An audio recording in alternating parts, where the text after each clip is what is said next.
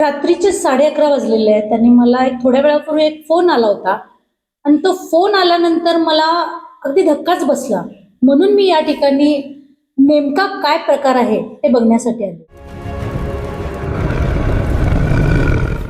जनगर्जना लाईव्हच्या माध्यमातून अनेकदा मला असे फोन येतात की लोकांच्या समस्या आहेत, पण ही अशी समस्या गडिंग्लजमध्ये आहे हे मला पहिल्यांदाच कळालं. आपलं स्वतःचं घर असावं असं प्रत्येक माणसाला वाटत असतं आणि ते घर निर्माण करण्यासाठी ती व्यक्ती अगदी जीवाचं रान करते, आपल्या आयुष्यभराची कमाई त्यामध्ये खर्ची घालते. पण ते घर झाल्यानंतर एखाद्या बिल्डरकडून त्यांना काय त्रास होतोय हे मला अजूनपर्यंत माहीत नव्हतं.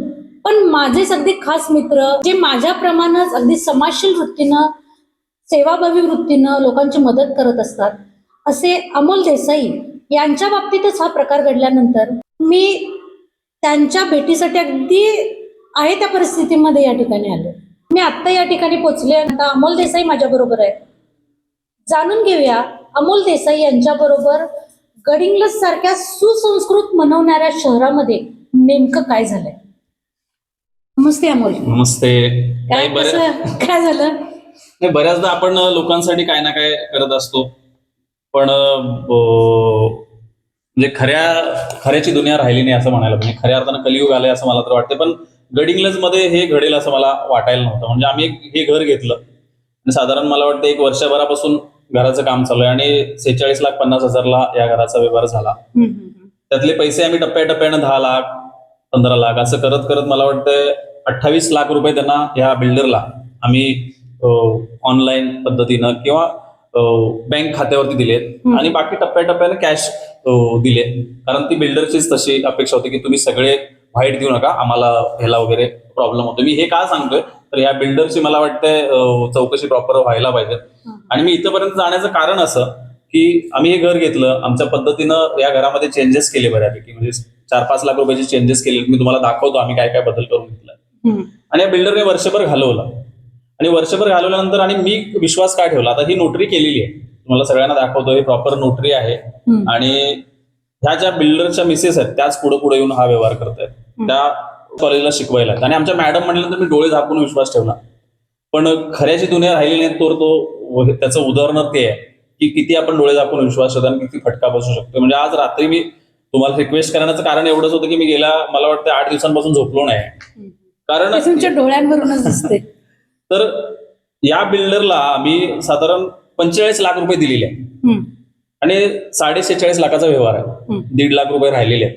आणि तेव्हापासून म्हणजे मला वाटतं मी जानेवारी पासून त्यांना म्हणतोय की नावावर करून द्या, आम्हाला किमान अग्रीमेंट तरी रजिस्टर करून द्या.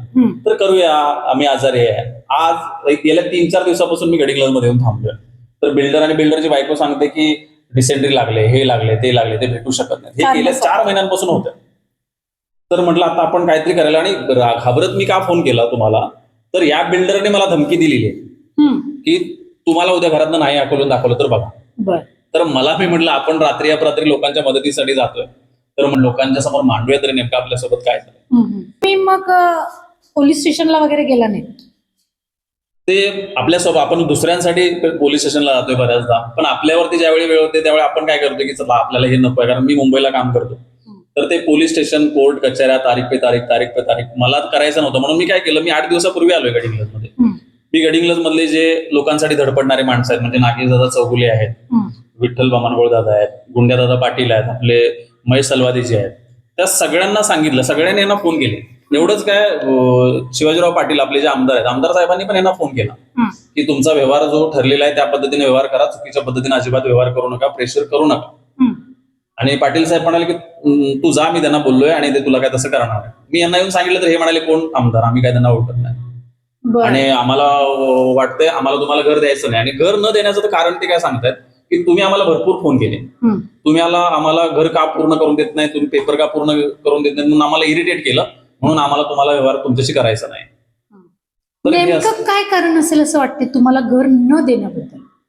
आता बघा, आम्ही आहे त्या परिस्थितीत घर घेतलं 46.5 लाखाला. आणि त्यानंतर आम्ही जे माझ्या थोड्या क्रिएटिव्ह आयडिया की मला इथं स्टुडिओ करायचा आहे, खाली पीओपीचं तुम्हाला दाखवतो, तर हे सगळं करून घेतलं. 4.5-5 लाख रुपये खर्च केला. मग आता या घराला जरा असं रूप आलं.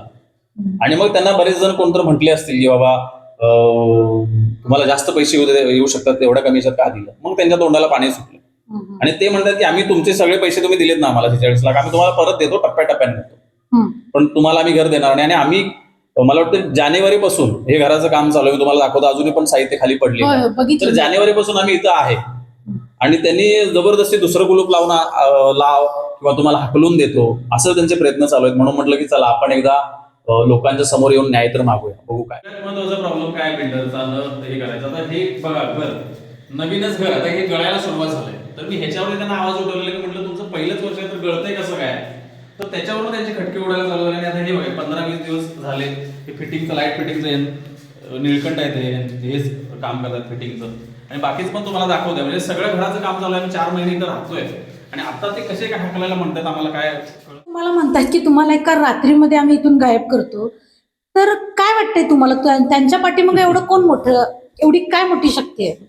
एक तर त्यांना काहीतरी अशी काळी जादू येत असं मला वाटतं, लगेच गायब करतो. पण असं नाहीये, आपण प्रामाणिकपणे काम करतोय. मी त्यांना ऑनलाईन सगळे पैसे दिले त्यामुळे मी निवांत बोलू शकतोय. आणि कॅश जे काही दिलेले आहेत ते पण आमच्याकडे पुरावे आहेत. मी लोकांच्या समोर 4 लोकांच्या समोर जेव्हा जेव्हा पैसे दिले ते लोकांच्या समोर दिलेले आहेत.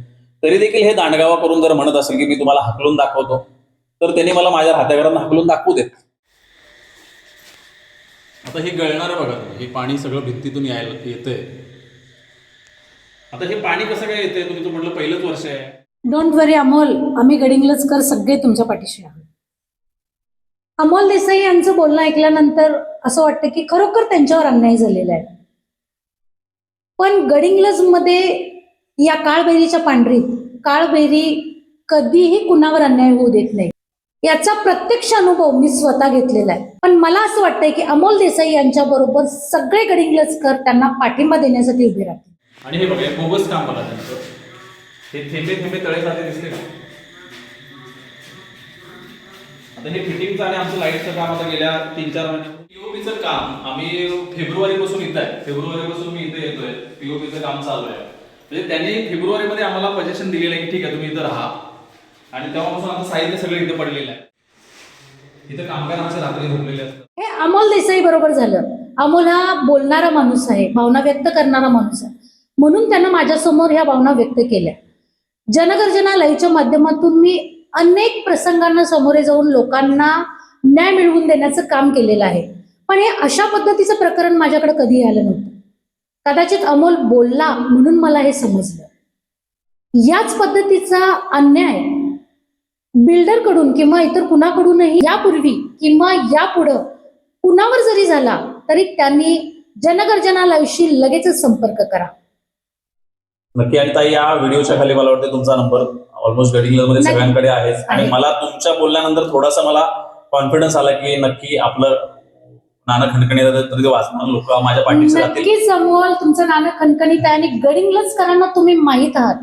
आणि मला सुद्धा, मलाच नाही तर प्रत्येक गडिंग्लजकरांना हा आनंद होईल की बॉलिवूडमध्ये गडिंग्लजचं नाव करणारा एक मुलगा, त्याला मदत केल्याबद्दल गडिंग्लजकरांनाही खूप आनंद होईल. नक्की. आणि मला मदत झाल्यानं मला तर कॉन्फिडन्स आहे, मीडियाची ताकद मला माहिती आहे. पण तुम्हालाही ताईने जे सांगितलं तर या व्हिडिओच्या खालचा नंबर सेव्ह करा आणि मी तुम्हाला टॅगलाईन पण देतो, एक कॉल प्रॉब्लेम सॉल्व्ह. नक्की. त्यामुळे आजपासून जर तुमच्यावरती अन्याय होत असेल किंवा कुणावरती अन्याय होत असेल तर तुम्ही नक्की लताताईंना संपर्क करा.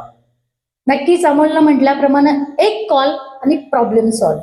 फक्त जनगर्जना लाईव्ह. जनगर्जना लाईव्हसाठी कॅमेरामन जय्यद सय्यदसह लता पालकर, गडिंग्लज.